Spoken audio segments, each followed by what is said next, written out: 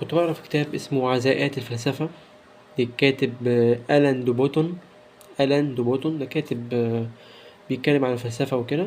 فبيقول إيه في كتابه في الصفحة رقم 72 في كتابه؟ بيقول إيه؟ بيقول لا يقوم الأصدقاء الحقيقيون بتقييمنا تبعا لمعايير دنيوية، بل إن جوهر الذات هو ما يهتمون به، مثل والدين مثاليين غير مهتمين بالنظرة لنا حسب مكانتنا الاجتماعية، لذا لن نخشى من ارتداء ملابس قديمة أمامهم، إلى آخره. شفت كلام عميق جدا. بيقول لك إيه؟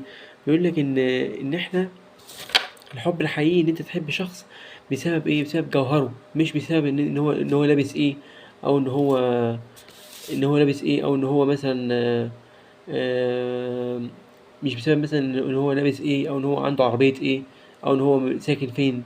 لأ، كل دي حاجات إيه، حاجات كلها حاجات كلها سطحية، مش حاجات عميقة. الحاجات العميقة هو إيه؟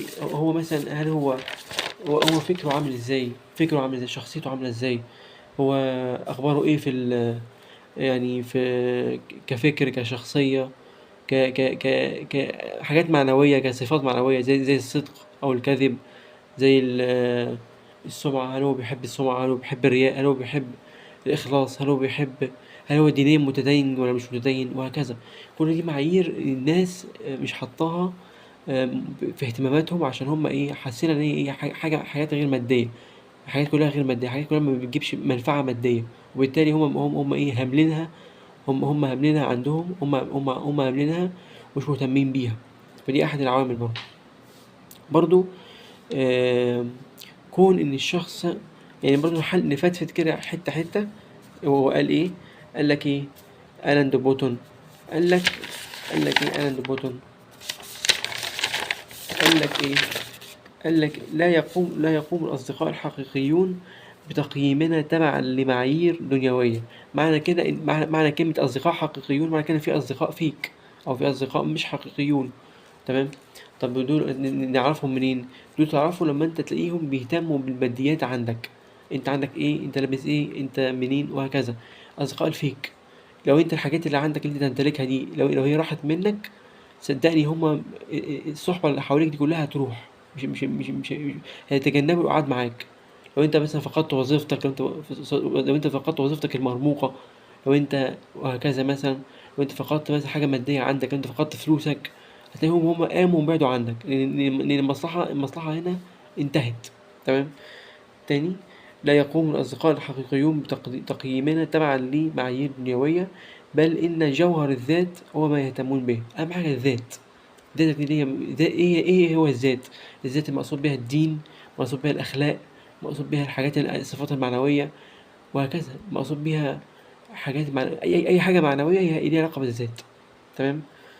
آم، آه، مثل والدين مثاليين غير مهتمين بالنظرة لنا حسب مكانتنا الاجتماعية، لذلك لن نخشى من ارتداء ملابس قديمة أمامهم.